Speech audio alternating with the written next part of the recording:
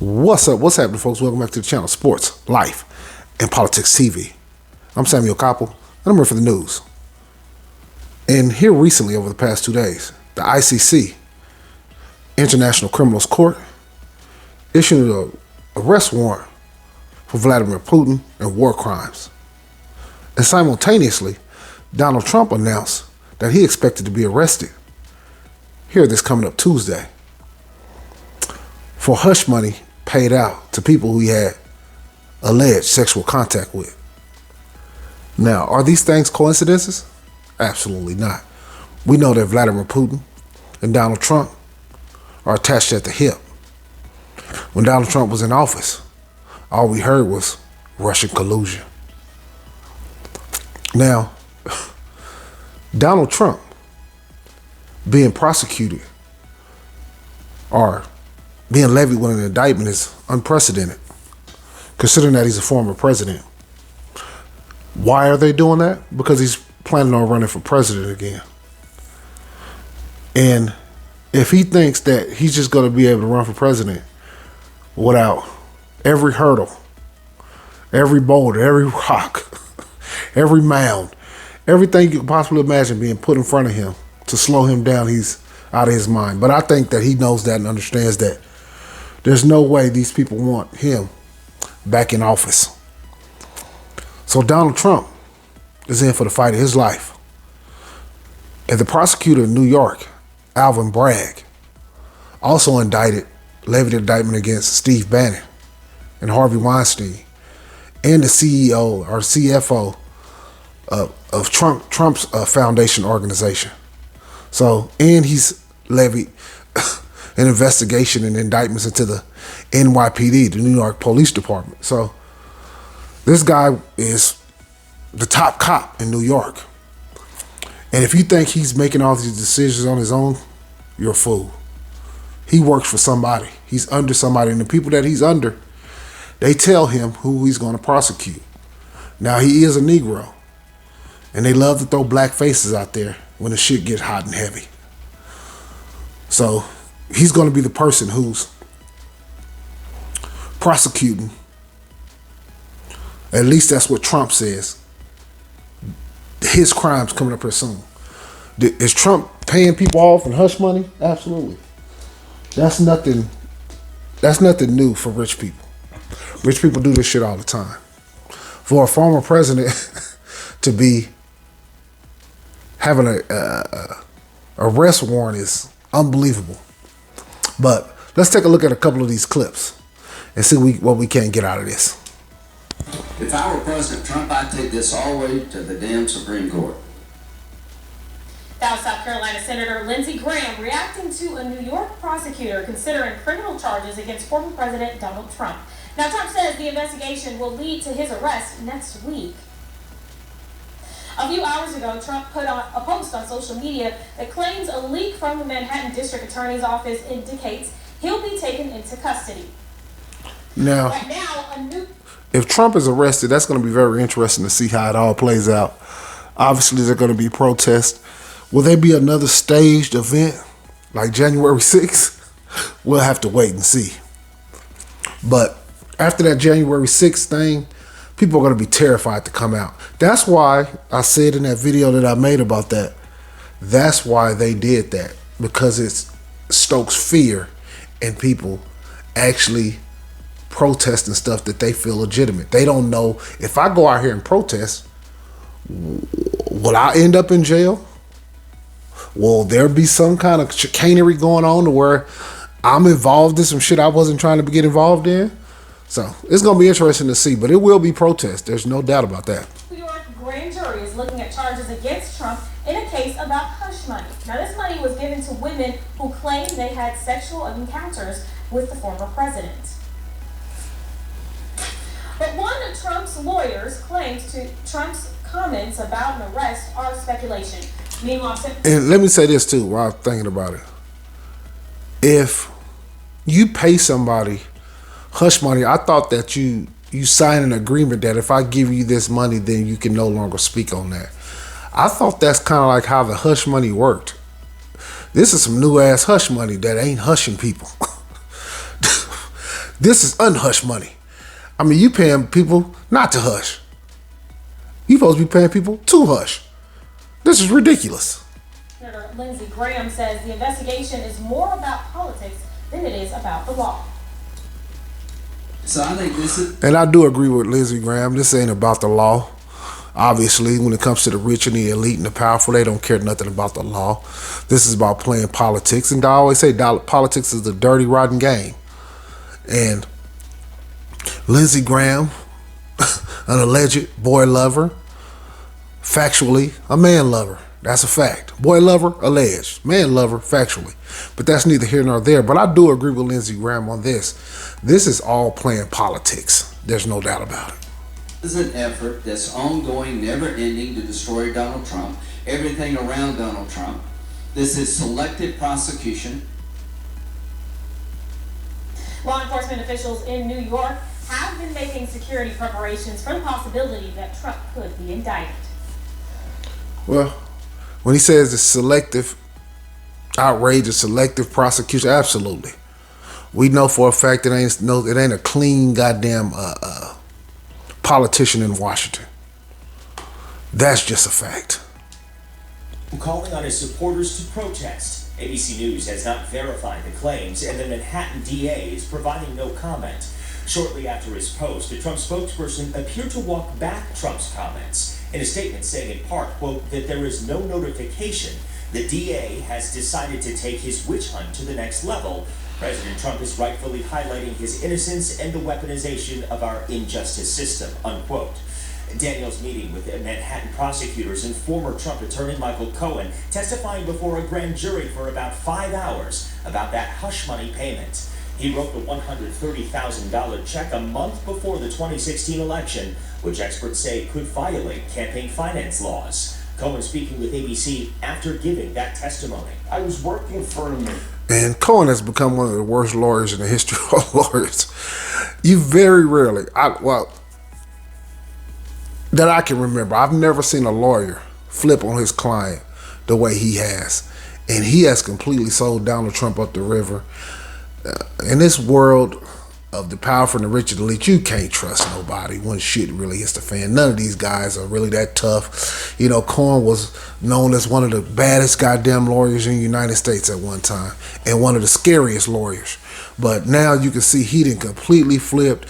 He's playing like he's just a guy who's reformed, and he's just as big a scumbag as he's always been.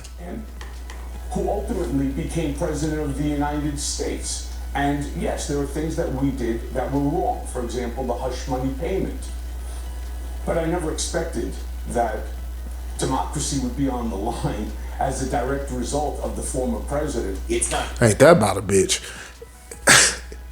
Say he didn't know that. Would he have cared? Whether he knew or didn't know? Hell no, he didn't care. Hell no, he never cared about any such thing. That democracy was on the line. Get the hell out of here. And then you have this lady right here, this old ass MILF. And she's really out here playing to the crowd when she was basically a prostitute slash stripper who got $130,000 and then still talking. I mean, what is the 100? That's why I say, if they didn't get nothing, but I guess you can't. No, you could get a non-disclosure agreement. I don't know how that works when you're running for president. And then, like they said, with the campaign finance, that does get a little bit tricky. So they might have fucked themselves on this one. Yeah, Trump might have, now that I'm thinking about it, because of the campaign finances, because you paying her, because you running for president, all of that stuff becomes intertwined and intermingled. They might got him by the balls a little bit. I mean, he gonna fight it to the bitter end, but yeah, if it wasn't for him trying to run for president again, there's no way they would be trying to prosecute him at this point. But they do got something. If he didn't get no non-disclosure agreement, he fucked it. I think that's what I'm saying. Even if he did get the non-disclosure agreement, because of the campaign finance, does that void the non-disclosure? I don't know. I would have to look into that. But I would imagine it does, because Cohen is running his mouth. They be talking about ratting and shit. I ain't never seen a lawyer talk this much. This lawyer got 2 mouths. His mouth so fucking big. Clear whether Daniels would be called to testify, but she says she is in a fight for truth and justice. Hey, and she really do has a 90s porn name too, Stormy Daniels. Unbelievable. Cohen would be a star witness for the prosecution if this goes to trial. Trump's attorney claims Trump paid off the porn star to protect his family. He made this with personal funds to prevent something coming out false but embarrassing to himself, his family, his young son. Now, a spokesperson says Trump will continue with his presidential campaign with a planned rally next weekend in Texas. In the past, the former president has said he will not drop out of the race, even if he is indicted. Meanwhile, this morning, the Manhattan District Attorney said he would not be intimidated by the former president's calls for protest. Well, that's going to be extremely difficult for Trump. That indictment hanging over him and arrest warrants and all that shit, that's like swimming with concrete tennis shoes on. That's going to be extremely difficult for Trump to try to overcome that while trying to run a race. But you know Trump, he ain't going to give up. He's going to keep fighting. He's going to keep fighting. But he's in a tough one right now because that hush money is sounding like they basically pretty much admitting it. So, and if they can tie that shit to campaign finances, that's going to be something for him to fight. It's going to be a hell of a goddamn fight in the court. Now, let's go and move on to Vladimir Putin, who was issued an arrest warrant by the International Criminal Court. CNN did a little clip on it. Let's take a look. David Sheffer, he was the first person to ever hold that position. And we also have with us the former Deputy Director of National Intelligence, Beth Sander. Thanks to both of you for being here. Really appreciate it. Let's start with this arrest warrant. Do you think it's likely that Putin will actually ever stand trial in The Hague or face any consequences because of this? It's possible, and it's possible because first, this is the first step towards delegitimizing him on a legal scale, even before his own. Now, will they? There's no fucking way. Well, I'll put it like this: there's a less than a 1% chance he'll ever face any. There's 99% chance nothing ever happens to Vladimir Putin over this. This is more symbolic more than anything. Him even saying that just sounds ridiculous. But I always talk about color schemes too, and I just did something on the Oscars, and you see what the color scheme on the screen is: red, black, and white. And you see Vladimir Putin have one of his eyes covered for the Luciferianism. And look, I don't want to go too far off topic, but yeah, he's full of shit. There's no way Vladimir Putin is going to pay for any of this shit, war crimes. People, other top leaders who have been indicted, whether by the war crimes tribunals of the 1990s or even by the International Criminal Court, ultimately lost their authority, even domestically. And they then stand the risk of standing trial before any of these tribunals once that happens. I don't think we should assume that Vladimir Putin is in power for the next 10 to 15 or 20 years in Russia. At some point, he'll lose that power. And well, if I said the next 20 years, goddamn, he's already damn near 70. In 20 years, he'd be 90. Should the rest of him at 90 and then he died of a heart attack during the trial? Come on, man. When he does, I think in part prompted by this arrest warrant against him, he'll be subject to the possibility of arrest. That's also true even if he travels to India or Pakistan or China or North Korea. It's not that he will be immediately arrested. Immediately, he won't be arrested at all. What is this motherfucking nut job talking about? How many perk 30s is this man fucking taking? But there will be a tremendous amount of pressure put on those governments, particularly India, for example, not to cater to him. Because I would suspect that some government leaders from the G20 will actually boycott the G20 summit if Mr. Putin indeed is going to be present there. They cannot, as was stated in your report, they cannot literally sit at a table and negotiate with an indicted fugitive of the International Criminal Court or engage in diplomatic discussions without a tremendous amount of blowback if they do so. Do you agree? And let me ask this while this is on my mind. If what Vladimir Putin did in the Ukraine, war crimes, and I'm not saying they're not, is what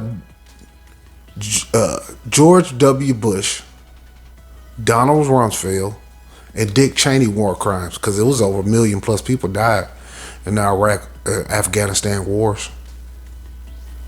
And they told us they had weapons of mass destruction, and they did not. Where's the arrest warrants for those guys? This is real selective. And you can tell it's a bunch of bullshit, because when them wars jumped off, a lot of countries did not agree with the United States and wanting to go to war in Iraq. I remember like it was yesterday. The French was completely against it, and America said we're going to put a ban on French fries. We're going to start calling them American fries or American potatoes or whatever the hell they were saying. But they said they want to put a ban on French fries and French kissing. And there was a bunch of other European countries who completely disagreed. But yeah, if this is a war crime and you believe in things being just, because there's no such thing as fair, but you believe in things being just, there's no way what George Bush did, Donald Rumsfeld, and Dick Cheney did is not war crimes too. Do you think this will further isolate Putin? Well, if you look at the autocrats that he hangs around with right now, none of these people are signatories. So, you know, Iran, North Korea, China, and even these parties that are kind of the in-between parties like India. So, you know, in some ways I think that it almost geopolitically solidifies even more the divisions that we're seeing in our world. You know, countries that agree and countries that don't agree. Even though the U.S. isn't a signatory, we support this sort of indictment, right, morally. So I do think that there's this division. You know, but ultimately, this just to me reinforces the, you know, let me count the ways of how Putin sees this war as an existential war. Yeah. You know, because if he loses, right now, you know, the consequences are much higher. So in a way, this might make him dig in even more, even though, I mean, it's hard to imagine him digging even more. But no, historically that doesn't really play out. Okay. Once these individuals are actually indicted, it's not as if they're emboldened. They actually start to lose their authority and their political clout, and they achieve international pariah status. We experienced this in the 1990s and the early 2000s. Once these leaders are indicted, they are not strengthened, and they don't dig in. They actually start to draw back. Although we should note that Chinese President Xi Jinping is traveling to Moscow next week to meet with Putin. Do you think that this could change that or affect that at all? Not at all. And so I agree completely. See what she just said? Will that change it? That not at all. The Chinese don't care. India don't care. Iran don't care. Pakistan, all these countries, they don't care about this arrest warrant. Completely symbolic. But I also think that, like, we're kind of in a different geopolitical moment now where, you know, what did the foreign ministry of China say about this visit coming up? He said, this is a moment where we are two strong powers. We are members, Russia and China, of the UN Security Council, and this meeting has so much more strategic value than about our bilateral relationship. This is about creating an alternative world order. And boom. You know, we've all heard of the New World Order. She's part of that. Everybody that's on this panel is part of it. Their color schemes is part of it. And she said they're trying to create an alternative world order. Let's listen to them one more time. Council, and this meeting has so much more strategic value than about our bilateral relationship. This is about creating an alternative world order. And to me, you know, unfortunately, I don't think China is going to be swayed by any of this. And both of these leaders. And she knocked it out of the park with that one, because that's basically what it is at this point. You know, some people allege that all of these countries are in cahoots together. Maybe so, maybe not. But there's always going to be countries who just don't want no part of it, because they're, in the grand scheme of things, they won't really have no true power. So China, Russia, North Korea, Iran, Pakistan, all these type of countries who are on the fritz with the United States and the West are trying to create their own world order. Like she said, an alternative world order. But I just want to go over those two clips, you guys. Putin Trump. Arrest warrants. I mean, where's the world headed? None of us really knows, but we're going to get a front row seat to it. I appreciate you guys tuning in, man. This has been Sports Life and Politics TV. I'm Samuel Koppel. I'm here for the news. Hit that like. Hit that subscribe. I just took your ass on an alternative world order ride. Peace.